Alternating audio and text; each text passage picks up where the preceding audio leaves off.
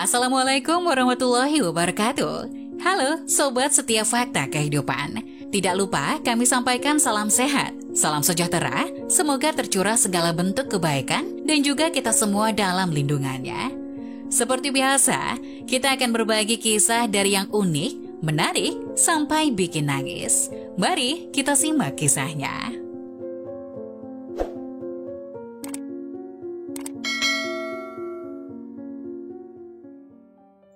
Wanita ini rela dimadu dan merawat anak pelacur suaminya. Di suatu malam yang dingin, tiba-tiba terdengar suara tangisan anak kecil dari sudut rumah. Tangisan anak itu memenuhi seluruh ruangan, hingga membuat semua orang yang berada di rumah itu berkumpul. Tapi tak satu pun berani mendekatinya. Di sudut yang lain ada seorang perempuan yang menangis pilu, memendangi si anak perempuan yang menangis. Meski tangisan si perempuan tak bersuara, tapi cukup untuk mengisyaratkan betapa hatinya hancur malam itu. Wanita itu bernama Aisyah atau yang kerap disapa Ais. Dirinya tertunduk lesu sambil menatap nanar anak perempuan yang menangis tak jauh dari pandangannya. Lidahnya keluh, tangannya tak bisa bergerak seolah tak percaya bahwa hal memilukan ini akan terjadi pada dirinya. Seluruh anggota keluarga itu bertanya-tanya kenapa dengan Ais. Siapa anak perempuan yang menangis itu? Kenapa dibawa pulang? Begitulah selentingan pertanyaan demi pertanyaan dari anggota keluarga. Hingga Husna, salah satu kakak Ais mendekati Ais dengan memberikan segelas air putih untuk diminum sang adik. Ais yang masih sesenggukan pun menurut dan meminum air itu. Bismillah dek, kata Husna. Selepas meminum air putih itu, Ais pun merasa sedikit agak baikan. Meski nafasnya masih tersengal dan sulit untuk berkata, tapi Ais sudah bisa mengontrol tubuhnya. Perlahan ia menoleh ke seluruh anggota keluarganya yang memandanginya dengan raut wajah bingung. Ekspresi mereka sangat berbeda dengan saat 2 tahun yang lalu di pesta pertunangan Ais yang penuh dengan kebahagiaan.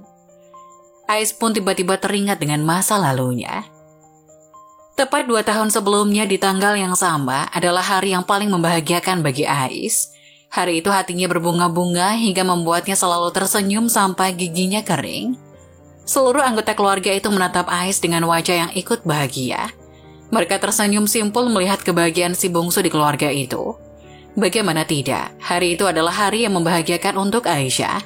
Karena hari itu adalah hari lamaran Aisyah dengan Farid, kekasih hatinya. Pacaran 3 tahun dirasa cukup bagi Aisyah, hingga ketika Farid kekasihnya mengajaknya untuk 1 langkah maju ke depan, Ais begitu disapa Aisyah, ia langsung menyetujuinya. Semua orang sibuk berlalu lalang mempersiapkan tempat, mendekor ruangan dan menyiapkan makanan. Sedangkan Ais di kamar bersama teman-temannya bercanda ria sambil merias Ais untuk menyambut calon tunangannya. Ais adalah gadis yang cantik, ramah dan baik hati. Maka tak heran jika banyak teman-teman Ais yang datang di hari lamarannya itu untuk berbagi kebahagiaan. Farid adalah teman SMA Ais. Cinta mereka tumbuh di akhir semester kelas 3 sampai sekarang dalam kurun waktu 3 tahunan. Kedua orang tua mereka juga mengenal baik satu sama lain, sehingga kisah cinta mereka berjalan mulus-mulus saja. Hingga akhirnya keluarga dari Farid datang ke rumah Ais. Acara pun berlangsung meriah dan hikmat, kebahagiaan nampak di raut wajah Farid dan juga Ais. Mereka saling melempar senyuman dan melempar pandangan. Teman-temannya pun ikut bahagia atas persatuan tali cinta itu. Hari berganti, Ais dan Farid harus berpisah sementara untuk urusan pekerjaan. Farid dengan terpaksa harus merantau untuk bekerja dan mencari modal untuk menikahi Ais. Dan dengan berat hati, Ais harus melepas kepergian Farid di terminal. Air mata mengalir deras di wajah Ais. Tangannya memeluk erat Farid seakan tak ingin melepaskannya pergi. Tapi pada saat waktunya tiba, Farid akhirnya melepas pelukan Ais dan pergi masuk ke dalam bis. Karena sudah tiba saatnya bagi bis itu untuk berangkat. Dengan langkah berat, Farid meninggalkan Ais yang menangis sambil memandanginya nanar. Kembali dan nikahi aku mas, kata Ais kepada Farid. Pasti, jawab Farid penuh keyakinan lalu masuk ke dalam bis. Perpisahan yang menyesakkan dada bagi Ais pun usai begitu saja. Memang berat melepas kekasihnya pergi, tapi Ais yakin bahwa Farid akan kembali. Di sisi lain, sepanjang perjalanan Farid selalu memegang HP-nya, mengetik pesan dan memberi kabar soal keberadaannya dalam perjalanan. Sesekali Farid juga menelpon Ais, takut-takut ia masih menangis. Farid juga menghibur Ais dengan lawakan-lawakan lucu untuk menenangkan kekasihnya itu. Mendengar suara Ais yang tertawa adalah obat tersendiri baginya. Hingga tanpa sadar, hidung Farid mencium aroma wangi dan manis yang membuatnya penasaran. Ia pun menoleh ke wanita yang duduk di sampingnya. Ternyata bau itu bersumber dari pakaian yang wanita itu kenakan. Farid pun merasa lega karena tidak mencium aroma pewangi ruangan jeruk yang sangat ia benci saat menaiki kendaraan umum seperti ini. Iseng-iseng, Farid pun menyapa wanita itu. "Mau kerja ke Karawang juga ya, Mbak?" Merasa diajak bicara, wanita itu pun menoleh.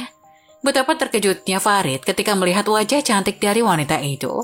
Raut wajah itu sangat cantik dengan kulit bening mulus hasil perawatan bertahun-tahun. Biasanya Farid akan merasa risih jika melihat wanita dengan sulam alis yang tidak mencolok. Tapi begitu melihat wanita di sampingnya, Farid langsung berubah pikiran. "Oh, enggak mas, saya mau pulang ke rumah. Tadi hanya bertemu teman-teman di sana," jawab wanita itu ramah. "Oh, nama saya Farid mbak. Siapa tahu kita bakal lebih sering ketemu setelah ini." "Stella." Nama yang cantik secantik orangnya, batin Farid. Obrolan mereka pun terputus sampai nama saja. Sejenak Farid baru teringat akan pesan dari Ais yang sudah ia baca tapi belum ia balas. Ia pun segera membalas pesan dari Ais dan meminta maaf dengan alasan ketiduran di dalam bis. Farid melirik ke arah Stella yang sibuk dengan ponselnya. Karena penasaran, Farid pun mengintip ke arah handphone Stella. Ia pun dibuat kaget kedua kali oleh Stella. Ternyata, Stella sedang membuka aplikasi yang khusus untuk open BO dan terlihat jelas di mata Farid jika Stella sedang bernegosiasi dengan seseorang dari ponselnya itu. Farid yang tidak ingin mencampuri urusan orang lain pun segera mengalihkan pandangannya lagi dan tidur di dalam bis berharap ia segera tiba di tujuan. 1 tahun berlalu sejak kepergian Farid, Ais menjalani kehidupan dengan biasa. Ia bekerja sebagai pelayan di sebuah toko dengan semangat karena hari pernikahannya semakin dekat. Tinggal menunggu 3 minggu sebelum ia sah menjadi istri Farid. Dan ia akan menghubungi Farid di jam-jam istirahat Ais dan istirahat Farid. Hubungan mereka mesra seperti biasanya. Meski terpaut jarak yang jauh, dengan teknologi yang sudah modern, Farid dan Ais bisa menjalin asmara layaknya tidak ada jarak di antara mereka. Mereka juga bersama-sama mempersiapkan segala pernak-pernik pernikahan, seperti undangan, souvenir, dekorasi, makeup, dan lain-lain. Alih-alih meminta tolong, Farid dan Ais memilih untuk melakukan berdua sendiri, agar mereka lebih cocok dengan barang yang mereka pilih. Malam itu terlalu dingin. Di jam segini biasanya Farid akan menelponnya dan benar saja. Tak lama setelah membersihkan tempat tidur, HP Ais berdering menandakan Farid akan menelpon. "Assalamualaikum Mas Farid." "Waalaikumsalam Ais. Ada yang pengen Mas bicarakan nih." "Bicara apa Mas? Tumben banget. Biasanya kalau ada yang ingin dibicarain kan tinggal ngomong aja." "Mas ingin memberi sebuah ide buat kebahagiaan kita kelak pas kita nikah Ais." "Oh, apa itu?" "Bagaimana kalau nanti pas kita nikah kita adopsi anak aja? Hari ini Mas melihat anak kecil ditelantarkan sama orang tuanya. Mas merasa kasihan Ais. Kamu mau kan?" Mendengar perkataan Farid, Ais pun terdiam dan syok. Ia tidak pernah menyangka jika Farid akan bertindak dan berpikir demikian. Ais merasa Farid tidak menginginkan anak dari rahimnya. "Mas, kalau itu kita bicarain nanti aja ya. Ais udah lelah habis kerja seharian Mas. Ais tidur dulu ya. Assalamualaikum." Ais pun langsung menutup teleponnya dengan perasaan yang campur aduk. Ia bingung harus bertindak bagaimana. Setelah merebahkan diri di kasur, pikiran Ais malah makin menjadi. Ia tidak bisa tidur dan overthinking malam itu. Pagi harinya, setelah melaksanakan sholat subuh, Ais bercerita kepada Husna kakaknya soal Farid yang berencana untuk mengadopsi seorang anak.